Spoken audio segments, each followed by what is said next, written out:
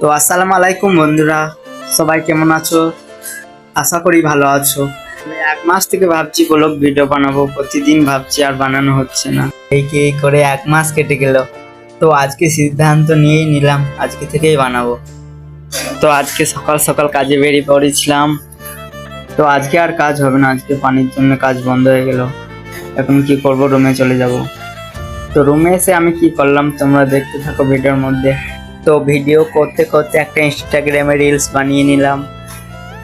তো আজকে আমার পালি ठीक है समझ তাড়াতাড়ি করে আলু পেঁয়াজ কেটে নিলাম, এবার তরকারি রান্না করব।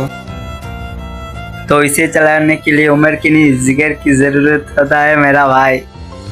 তো আলুটা ভেজে নিলাম, এবার মাংসটা ভাজছি। তো মাংস ভাজতে ভাজতে তোমাদেরকে একটা কথা বলি, আমি 100 দিনের ব্লগ ভিডিও বানানোর টার্গেট নিচ্ছি। তো 100টা ব্লগের ভিডিও মাঝে যদি ভাইরাল হয় তো ভালো, নয়তো ভিডিও বানানো ছেড়ে দেবো। তো এই টার্গেট রইলো ভাই। তো আমার 100 দিনের ব্লগ ভিডিও যদি কেউ দেখতে চাও তাহলে আমাকে ফলো করে রাখতে পারো। তো তোমাদেরকে লাইক কমেন্ট শেয়ার কিছু করতে হবে না, ভিডিও দেখলেই হবে। তো আমি তরকারি রান্না করা হয়ে গেল, যেমন তেমন করে গুলিয়ে দিলাম পানি ঢেলে।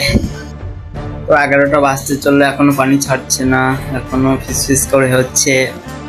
তো আজকের ব্লগ এখান থেকেই শেষ। তোমরা যদি 100টা ব্লগ ভিডিও দেখতে চাও ফলো করে রেখে দিও। টাটা।